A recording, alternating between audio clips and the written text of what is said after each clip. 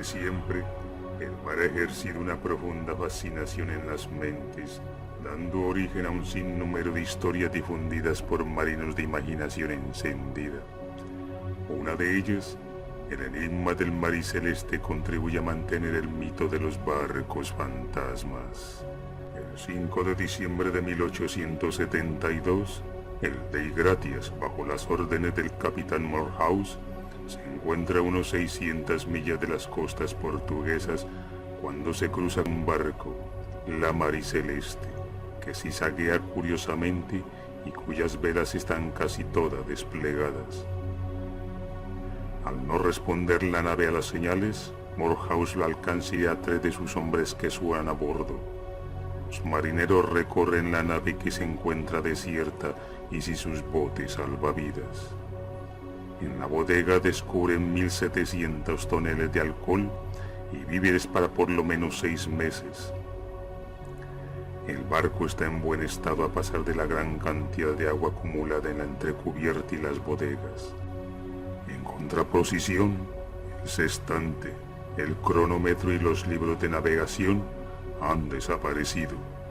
La bitácora se detiene el 25 de noviembre, registro que hace pensar que el barco anduvo a la deriva durante más de 15 días y recorrió alrededor de 500 millas. Otras sorpresas entregan a los marinos, en particular el hecho de que 6 ventanas de los camarotes de popa están clausuradas de tablas de madera, como si hubieran tratado de evitar que algo entrase. La tripulación parece haber abandonado repentinamente el barco sin razón aparente, para no volver nunca más. El Mariceleste es llevada al puerto de Gibraltar y examinada por las autoridades, quienes no obtienen los resultados esperados ya que no encuentran explicación alguna a lo sucedido, con la excepción del descubrimiento de una tajadura de 2 metros de largo ubicada sobre la línea de flotación. Y sobre este enigma se han tejido infinidad de hipótesis por demás fantásticas: que fue atacado por un pulpo gigante, locura colectiva, que la tripulación se emborrachó y asesinó al capitán con toda su familia, envenenamiento e incluso la intervención de extraterrestres. El misterio permaneció durante muchos años sin respuesta, hasta hoy.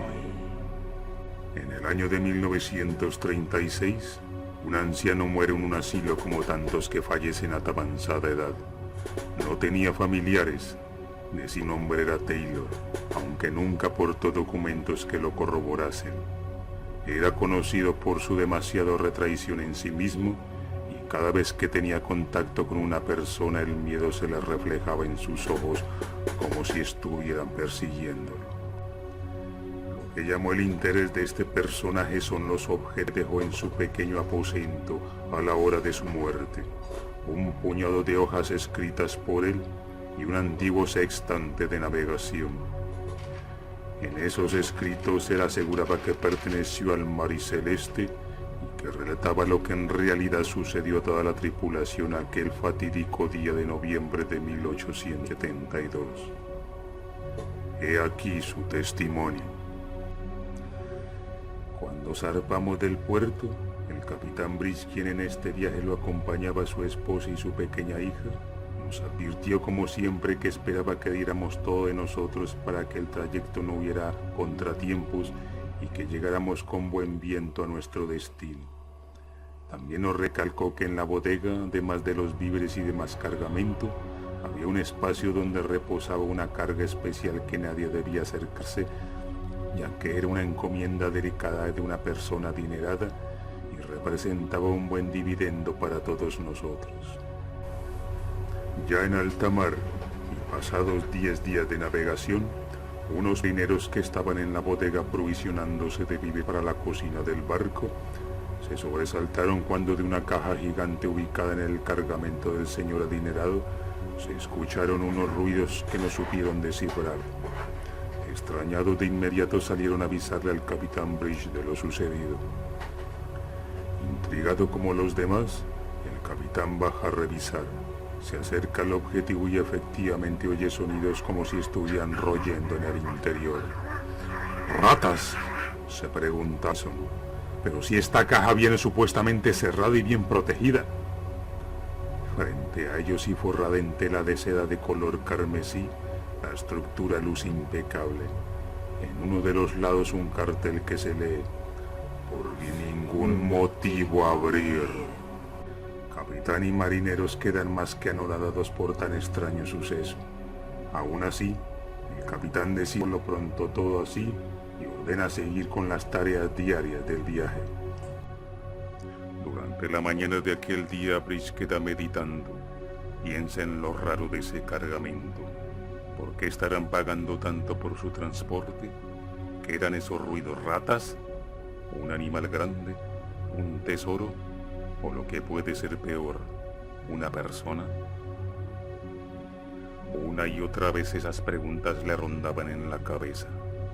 Ni a su esposa ni al resto de la tripulación fue notificado de ello.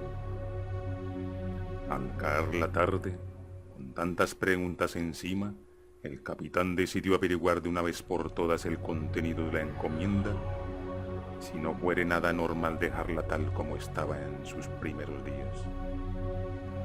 Con el mismo personal que estaba percatado de todo, bajaron a la bodega alumbrándose con lámparas que hacían más lúgubre el lugar. Quitan con suavidad la tela que cubre el cargamento y ven con asombro que la caja de fina madera estaba totalmente tallada por todos los lados con imágenes de crucifijos y a lo ancho una amenazante inscripción: en el nombre de Dios, no abrir esta caja. Si por accidente está abierta, huyan lo más pronto posible y rueguen de que su alma esté libre de pecado. De inmediato, los marineros retroceden temerosos, presintiendo que hay algo diabólico en todo este misterio. Cada segundo en la bodega les acarrienta la angustia y se alejan rápidamente yendo a sus camarotes y rogando al capitán Bridge que no vaya a ser una locura. Él no se mueve de su sitio, queda solo frente a su incógnita, con el corazón acelerado a mil. Tomó una decisión y no va a retroceder. Necesitaba saber qué estaba ocurriendo allí y qué oculto había ahí. Coloca la lámpara a un lado y con un hierro en forma de barretón introduce un extremo en la fuerte madera, y al hacer palanca una y otra vez los clavos que sujetaban la tapa van cediendo con ruidos agudos y lastimeros, hasta que por fin queda despejado y con manos temblorosas retira el recubrimiento. Se acerca y lentamente con lámpara en mano se asoma y queda estupefacto con lo que ve. ¿Qué es esto? En el interior se encuentra alineados 3 ataúdes uno al lado del otro, sin nada que los cubra, y recostados sobre ellos unos cuerpos extremadamente delgados, por decir esqueléticos, de facciones finas pero con semblante tétrico. El temor que sentía en esos momentos lo paralizó. No comprendía del todo el objetivo de esta carga y su lacónica advertencia. De pronto, antes que pudiera reaccionar, una mano peluda y cadavérica se le incrusta en el cuello y con un movimiento grotesco destroza la cabeza del capitán Bridge, quien se desploma sin alcanzar a emitir sonido alguno. En instantes, en todo el barco se escuchan unos alaridos como de bestias que hielan la sangre de los tripulantes. Todo el mundo queda pasmado. ¡Dios santo! ¿Qué está pasando?, se preguntan horrorizados. Solo los pocos que saben presienten que el capitán se equivocó y había permitido que la maldad entrara. La caja de Pandora se abrió y estaban perdidos. La carnicería apenas comienza y ya las 3 criaturas estaban en la cubierta, manifestándose lo que eran: vampiros sedientos de sangre y de muerte.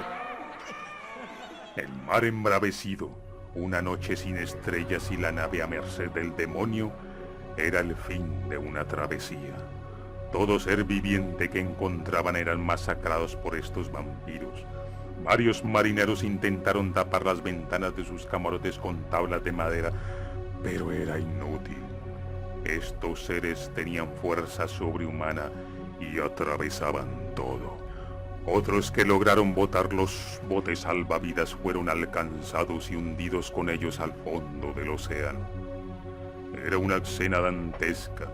Los gritos iban y venían hasta que se fueron apagando lentamente. Al cabo de un rato todo era silencio. Los victimarios habían saciado todo su impulso, pero quedan quietos observando los cuerpos inertes en el barco y los que flotaban en el mar. No pueden dejar testigo de su existencia y verifican vestigios de vida. Nada, todo ha concluido. Arrojan los cuerpos del velero y dejan que los tiburones terminen su tarea. Pasa la tormentosa noche y el barco está a la deriva sin rumbo fijo, pero muy a lo lejos, flotando en una pequeña tabla que el mar arrastraba por las corrientes, un hombre semidesnudo yace desmayado con herida de consideración. La marea lo bota a una pequeña playa donde unos pescadores corren en su ayuda.